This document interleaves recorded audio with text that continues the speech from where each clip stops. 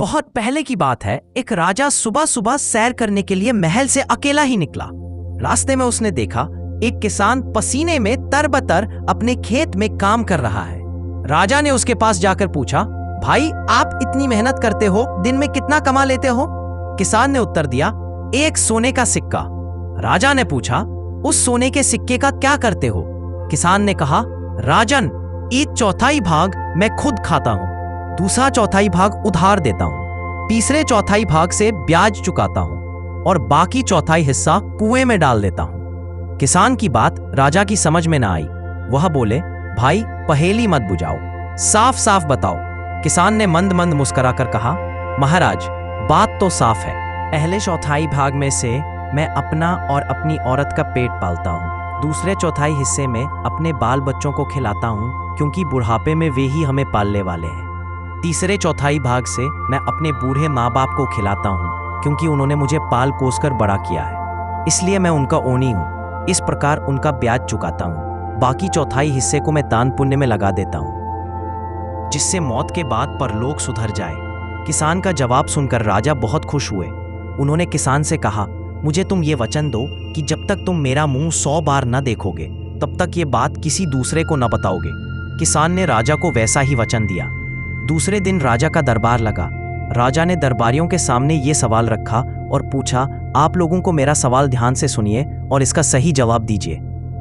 जो इसका सही जवाब देगा उसे 100 सोने के सिक्के इनाम में दिए जाएंगे। अब सुन लीजिए, मेरा सवाल है, हमारे राज्य में एक किसान है, वह रोज 1 सोने का सिक्का कमाता है। उसका 1 चौथाई भाग वह खुद खाता है, दूसरा चौथाई भाग उधार देता है, तीसरे चौथाई भाग से ब्याज चुकाता है और बाकी चौथाई हिस्सा कुएं में डाल देता है। इसका मतलब क्या है?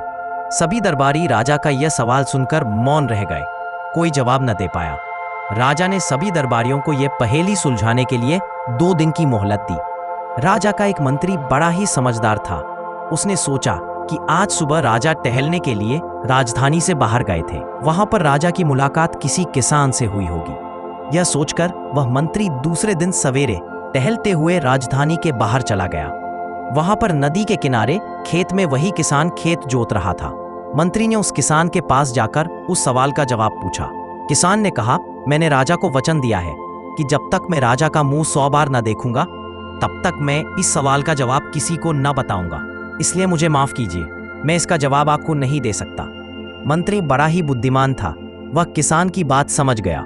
उसने उसी वक्त अपनी थैली में से 100 सोने के सिक्के निकालकर किसान को दिए। हर एक सिक्के पर राजा का चित्र था। किसान ने 100 सिक्कों पर राजा का चित्र देख लिया और उस सवाल का जवाब मंत्री को बता दिया।